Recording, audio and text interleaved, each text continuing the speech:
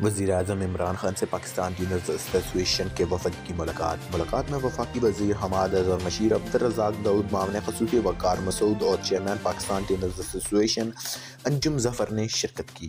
ملاقات میں وزیراعظم کو پاکستان لیدر کی دنیا بھر میں بڑھتی ہوئی طلب کے بارے میں آگاہ کیا گیا۔ پاکستانی لیدر اپنے اعلیٰ معیار اور کم لاگت کی بدولت اس وقت دنیا بھر میں مقبول ہے۔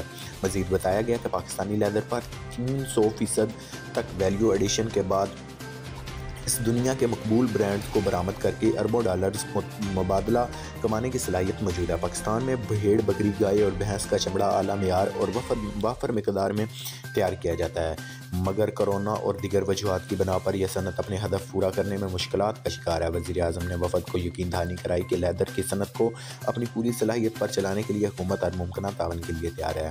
حکومت کی مثبت معاشی کاروبار دوست پالیسی کی بدولت صنعت کا پہیہ پہلے سے تیز چل رہا ہے، جس کی بڑی نشانی بہتر معاشی اشیاء ہے۔